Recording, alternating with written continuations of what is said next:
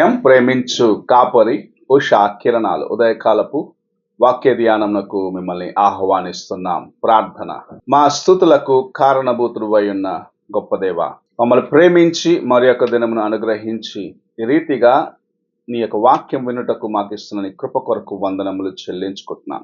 ఈ ఉదయకాలమున నీవు నాతోనూ మాతోనూ మాట్లాడము. నీ వాక్యమును విని నీ వాక్యంలో ఉన్న సత్యములను గ్రహించుకొని వాక్యానుసారముగా నడుచుకునే కృపను నాకును కార్యక్రమం వీక్షిస్తున్న ప్రతి ఒక్కరికి అనుగ్రహించి ఆశీర్వదించమని యేసు పరిశుద్ధ నామమున అడిగి వేడుకుంటున్నాను పరమ తండ్రి, ఆమెన్. ఈ ఉదయకాలపు వాక్య భాగము ఇర్మియా గ్రంథము 18వ అధ్యాయము 3వ వచనము నుండి 6వ వచనం వరకున్న వాక్య భాగమును చదువుకుందాం.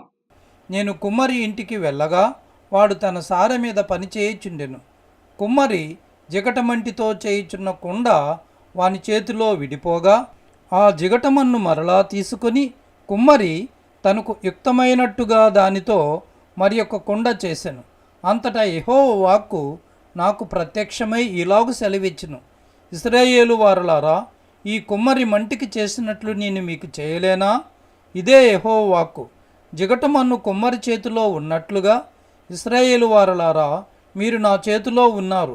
మనము చదివిన వాక్య భాగములో దేవుని యొక్క ప్రత్యక్షతలు లేకుంటే ఇర్మియాతో యెహోవా సెలవిస్తున్న కార్యము, నీవు కుమ్మరి ఇంటికి వెళ్ళుము, అక్కడ నీతో నేను మాట్లాడతాను. ఆయన కుమ్మరి ఇంటికి వెళ్ళినప్పుడు కుమ్మరి సారె పైన పని చేస్తూ ఉన్నాడు. తాను పని చేస్తున్న ఆ పాత్ర తన చేతిలో జారి అది విరిగిపోతే ఆ మట్టిని తీసుకొని మరలా ఒక పాత్రగా, మంచి పాత్రగా కుమ్మరి చేయటం ఇర్మియా చూస్తూ ఉన్నాడు.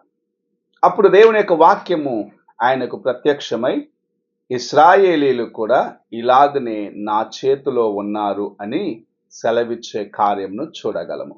ఈ ఉదయకాలమున ప్రభు మనతో మాట్లాడుచున్న కార్యము, నీవు దేవుని చేతిలో ఉన్న జిగటమన్నువు. నీవు దేవుని చేతిలో ఉన్న జిగటమన్నుగా ఉన్నదాన్ని బట్టే నీవు ఎన్నిసార్లు దేవుని యొక్క చిత్తమునకు దూరముగా వెళ్ళాలని ప్రయత్నించినను ప్రభువు నిన్ను విడిచిపెట్టకుండగా తాను ప్రేమించిన రీతిగా, తను ఆలోచించిన రీతిగా, తన యొక్క తలంపుల ప్రకారము నిన్నొక నూతనమైన పాత్రగా చేసి ఆయన వాడుకోవాలని ఆశిస్తూ ఉన్నాడు. ఆయన యొక్క చేతిలో ఉన్న జిగటమన్నుగా నీవు ఉండాలన్నది ప్రభు ఆశిస్తున్న కార్యం. అనేక సార్లు మనము ఆయన చేయి జారి పక్కకు వెళ్ళిపోయేదానికి ప్రయత్నిస్తూ ఉన్నాము. మన యొక్క కార్యములు, మనకు వస్తున్న ఆలోచనలు, వ్యక్తిగతముగా నీ యొక్క శోధనలను బట్టి నీవు అనేక సార్లు ఆయన చేతిలో సారె పైన పని చేస్తూ ఉంటే విరిగిపోయిన పాత్రగా ఉన్నావు. నీవు ఆయన చేతిలో నుండి తప్పించుకోవాలని ఆలోచిస్తూ ఉన్నావు. అయితే ప్రభు నిన్ను ఎంత మాత్రము నేను విడువను, నిన్ను ఎంత మాత్రము నేను త్రోసివేయను. నీలో బలహీనతలు ఉన్నాయి. నిన్ను అపవాది శోధించినప్పుడు నువ్వు శోధనకు లొంగిపోయినావు. అపవాది నీలో బలహీనతలు తీసుకొచ్చినప్పుడు ఆ బలహీనతకు లొంగిపోయి నీవు విరిగిపోయిన ఆ మట్టి పాత్రలాగా మారిపోతున్నావు. కానీ నా ప్రేమ ఎలాంటిదంటే నిన్ను మరలా ఒక కొత్త పాత్రగా చేయాలని ప్రభు ఈ ఉదయకాల సమయంన సెలవిస్తూ ఉన్నాడు.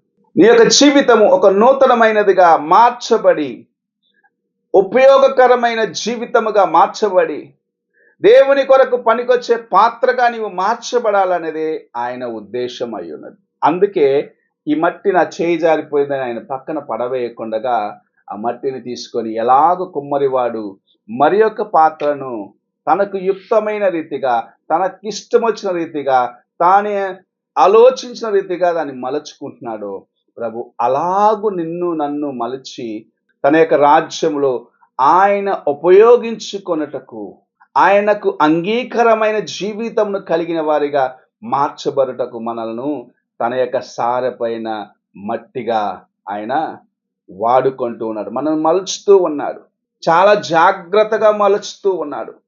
నువ్వెంత జాగ్రత్తగా తప్పించుకోవాలనుకున్నాను ప్రభు మరలా నిన్ను చాలా జాగ్రత్తగా ఉపయోగకరమైన పాత్రగా చేయాలని తన సారె పైన ఎక్కించి ఉన్నాడు. ఈ ఉదయకాల సమయమున ప్రభు నీతో మాట్లాడుచూ ఉన్నాడు.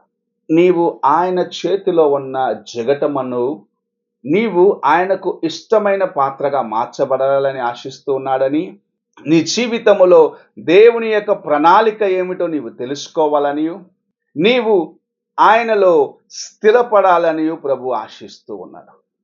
ఈ లోక శోధనలు నిన్ను ఆయన చేతిలో నుండి జారిపోయేదానికి అనేక సార్లు ప్రేరేపించవచ్చు.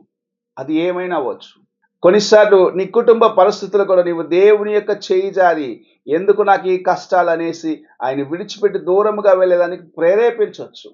కొన్నిసార్లు స్నేహితులు అలాగుంటారు.